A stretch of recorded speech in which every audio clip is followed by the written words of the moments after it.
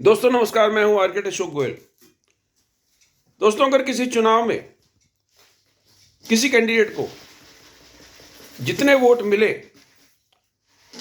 उससे लगभग तिगने लोग शपथ पत्र पर हस्ताक्षर करके दे दे कि हमने इस कैंडिडेट को वोट दिया था, यानी अगर किसी को 14-15 वोट मिलते हैं और 44-45 लोग एफिडेविट साइन करके देते हैं कि हमने इस व्यक्ति को वोट दिया था, हमारा वोट कहां गया, तो बात बिल्कुल साफ है कि कहीं ना कहीं कुछ ना कुछ धांधली हुई है। मैं बात कर रहा हूं काउंसिल ऑफ आर्किटेक्चर में जो इंडियन इंस्टीट्यूट ऑफ आर्किटेक्ट के 5 सदस्य चुन के जाते हैं उसके चुनाव की। जब ये चुनाव हुआ था मैंने तभी ये बात कही थी कि चुनाव की जो प्रक्रिया है वो दोष मुक्त नहीं है। जो चुनाव के लिए प्रक्रिया अपनाई गई है उसमें जो पद्धति अपनाई गई है ई वोटिंग की, इस पद्धति को इंडियन इंस्टीट्यूट ऑफ आर्किटेक्ट की जनरल बॉडी ने स्वीकृति नहीं दी थी। और बगैर जनरल बॉडी की स्वीकृति के अगर इस तरह का इलेक्शन कराया जाता है जिसको हैक किया जा सकता है, जिसमें गड़बड़ी की जा सकती है, तो वो इलेक्शन मान्य नहीं है। मैंने इस बारे में काउंसिल ऑफ आर्किटेक्चर को भी पत्र लिखा था और उनसे निवेदन किया था कि उन लोगों के खिलाफ कार्रवाई करी जाए जो आर्किटेक्ट्स को धोखा देकर गलत तरीके से इलेक्शन कराकर चुनाव जीतने का प्रयास कर रहे हैं, और यह प्रोफेशनल मिसकंडक्ट की कैटेगरी में आता है। काउंसिल ऑफ आर्किटेक्चर ने मेरे को पत्र लिखकर कहा कि आप ये एफिडेविट दीजिए, ये जानकारी दीजिए, वो कीजिए, जबकि काम उनका था कि स्पेशल इन्वेस्टिगेशन टीम बिठाते और इस बात की जांच कराते कि क्या आईआईए की जनरल बॉडी ने इस ई वोटिंग को मान्यता किसी जनरल बॉडी में दी थी कि नहीं दी थी। ऐसा नहीं हुआ। बहरहाल बेईमान आदमी चाहता है कि आप अदालत में चले जाओ। क्यों? वो जानता है कि जब तक उसका टेन्योर भी खत्म हो जाएगा, जब तक अदालत में फैसला नहीं होगा। जो लोग इस चुनाव से प्रभावित थे उन्होंने हाई कोर्ट में एप्लीकेशन लगाई। ये चुनाव हुआ था पिछले साल दिसंबर 2023 में। उसके रिजल्ट्स की घोषणा को मान्यता देती है मिनिस्ट्री ऑफ एजुकेशन। उन्होंने स्पष्ट रूप से कह दिया क्योंकि इलेक्शन आईआईए ने कराया है तो हमारा कुछ लेना देना नहीं है, तो जो भी इलेक्शन रिजल्ट्स उन्होंने जारी किए हैं हम उसको गजट नोटिफिकेशन करेंगे, और उसके गजट नोटिफिकेशन के आधार पर काउंसिल ऑफ आर्किटेक्चर इन 5 सदस्यों को काउंसिल ऑफ आर्किटेक्चर में स्थान दे देती है। 1 साल बीत गया।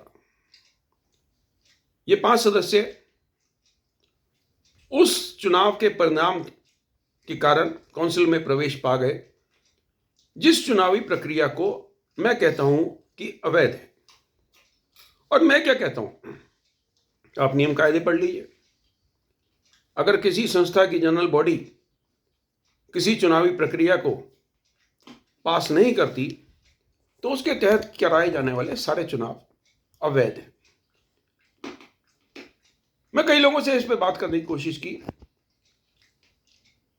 तो लोग चुप्पी साध जाते हैं। वो कहते हैं मामला सब जुडिस है। देखिए, सब जुडिस होने का मतलब यह नहीं होता कि हम उस पर विमर्श ना करें, हम उस पर चर्चा ना करें। अदालत ने इस पर कोई स्टे नहीं लगाया, इस प्रकार का कोई स्टे नहीं लगाया कि इस मामले पर हम कोई चर्चा ना कर पाए। तो मैं तो सभी सीनियर आर्किटेक्ट से निवेदन करता हूं कि इंडियन इंस्टीट्यूट ऑफ आर्किटेक्ट के जो 5 नुमाइंदे काउंसिल ऑफ आर्किटेक्चर में जाते हैं उनकी चुनाव पर, उनके चुनाव पर, उनकी नीयत पर कोई संदेह नहीं रहना चाहिए।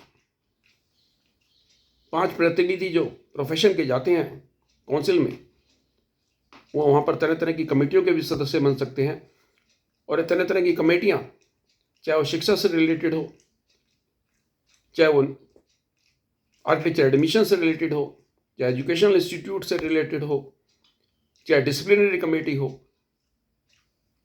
या सिलेबस बनाने वाली कमेटी हो, इनमें से कोई भी सदस्य अगर उन कमेटियों का सदस्य बनता है तो बड़ा लाजमी बात है कि इनके चुनाव की ईमानदारी पर कोई शक नहीं होना चाहिए। और इनकी चुनाव की ईमानदारी पर शक वहीं से उत्पन्न हो जाता है जब जितनी वोटें इनसे हारने वाले को मिली उससे तिगने लोग शपथ पत्र पर हस्ताक्षर करके दे दें कि हमने उनको नहीं, इसको वोट दी थी। लोग तो चाहते हैं कि मामला अदालत में जाए, अदालत में मामला लंबित है और मुझे लगता नहीं कि इनके टेन्योर खत्म होने से पहले पहले अदालत का कोई निर्णय आएगा। चुनावी प्रक्रिया अलग है, अदालती प्रक्रिया अलग है, लेकिन लॉ ऑफ नेचुरल जस्टिस कहता है कि हमें अपने सभी कार्यों में, हमें अपने सभी निर्णयों में ट्रांसपेरेंसी रखनी चाहिए, पारदर्शिता रखनी चाहिए। आर्किटेक्चर प्रोफेशन के लिए आज ये बड़ी चुनौती है कि किस प्रकार से किसी इलेक्शन को हैक किया गया, किस प्रकार से किसी इलेक्शन में